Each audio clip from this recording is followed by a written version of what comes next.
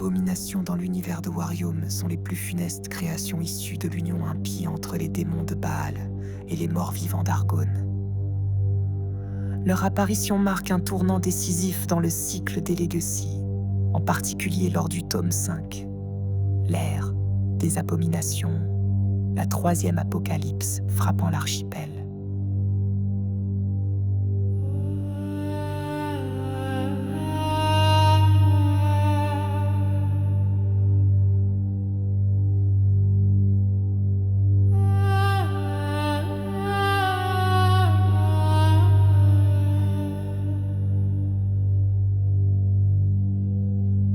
L'origine des abominations.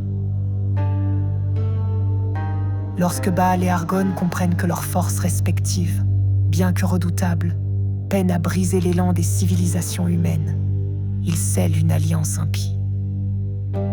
Leur objectif, fusionner la corruption démoniaque avec l'essence nécrotique pour engendrer des êtres ni vraiment morts, ni tout à fait démoniaques, des créatures qui échappent aux lois naturelles comme divines. Ces entités sont fabriquées, elles résultent d'un rituel noir connu sous le nom d'infusion de l'abysse, où des âmes capturées sont lacérées, broyées, puis liées à des carcasses modifiées, parfois humaines, animales ou même golemniques. Les caractéristiques des abominations sont nombreuses et incluent une hiérarchie, tout comme pour les démons. Ils ont des mutations physiques extrêmes, membres dédoublés, chair fusionnée, exosquelettes d'os ou de métal souillé, bouche dans le ventre ou au bout des bras. Ils ressentent une permanente douleur intérieure. Ces créatures ne vivent pas. Elles endurent. Leur haine envers toute vie vient de cette souffrance indescriptible. Ils ont une résistance surnaturelle, insensible à la peur, à la douleur, à la lumière dans une certaine mesure. Ils résistent aux flammes sacrées comme aux sorts ordinaires. L'instinct de ruine. Ils n'obéissent qu'à une volonté supérieure. Celle des Malgaroth ou des Phazaroth, et n'agissent que dans un but. Anéantir l'ordre vivant. Les types d'abominations recensés regroupent les nécroformes, cadavres renforcés d'armatures démoniaques, souvent utilisés comme troupes de choc. Les vommières, entités ventrues régurgitant des larves corrompues, capables d'infester les vivants. Les cœurs massacres, abominations faites de plusieurs corps fondus en un seul, pilotés par un unique esprit sadique.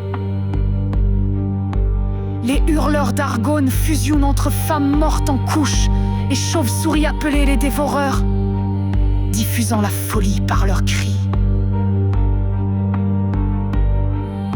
Et les suintants de Baal, masse informe d'humeurs noires qui rampent dans les plaines souillées et décilvent la réalité autour d'eux.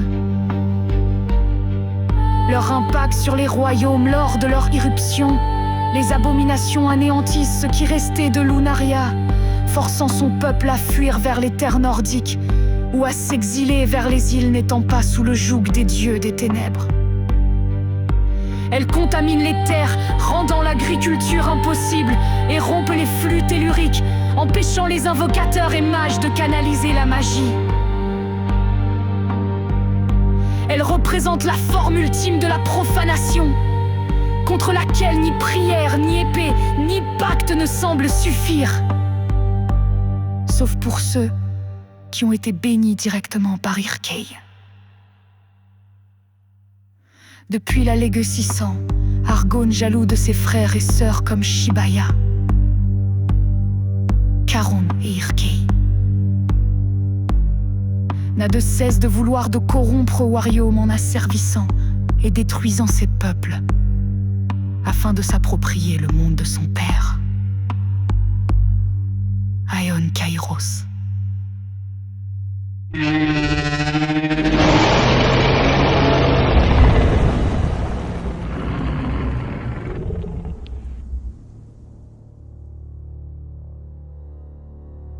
Abominations in the world of Warium.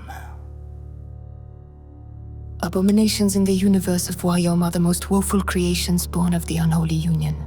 Between Baal's demons and Argon's undead, their emergence marks a decisive turning point in the legacy cycle, particularly in Tome V, the era of Abomination's third apocalypse to strike the archipelago. Origin of the Abominations. When Baal and Argon realized that their respective armies, though formidable, struggled to break the will of human civilizations, they forged an impious alliance. Their objective to merge demonic corruption with necrotic essence, thus giving birth to beings that are neither truly dead nor fully demonic, creatures that escape both natural and divine laws.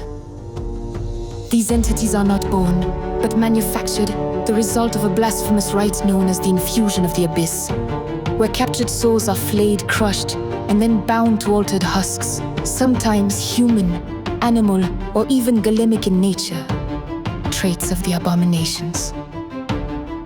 Abominations bear many characteristics and possess a hierarchy, akin to that of demons.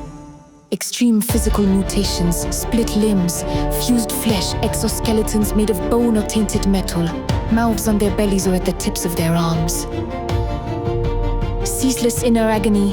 These creatures do not live, they endure. Their hatred of all living things springs from this indescribable torment. Supernatural resilience, immune to fear, pain, and in some cases light itself, they resist sacred fire as easily as ordinary magic. Instinct of ruin, they obey only a superior will, that of the Malgaroti or the Khazarot, and act for one purpose: to annihilate the order of the living. Known types of abominations. Necroforms, reinforced cadavers fused with demonic frames used as shock troops. Rumias, bloated entities that regurgitate corrupted larvae capable of infesting the living. Massacre hearts, amalgamations of multiple bodies fused into one, driven by a single sadistic mind. Argon's howlers, a fusion of dead banshees and demonic bats spreading madness through their shriek. Baal's oozers, formless masses of dark humors that crawl across tainted plains, dissolving reality in their wake. Impact on the kingdoms. Upon their emergence, Abominations eradicated what remained of Lunaria, forcing its people to flee northward or seek refuge on islands not yet under the yoke of the gods of darkness. They contaminate the land, rendering agriculture impossible, and sever telluric flows, preventing mages and summoners from channeling magic. They represent the ultimate form of desecration, against which neither prayer, nor sword, nor pact seems sufficient, except for those directly blessed by Urkay, Argon's ambition. Since Legacy 100.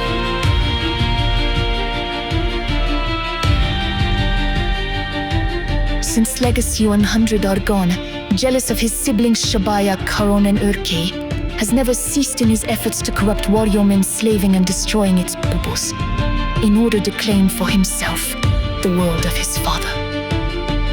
Aeon.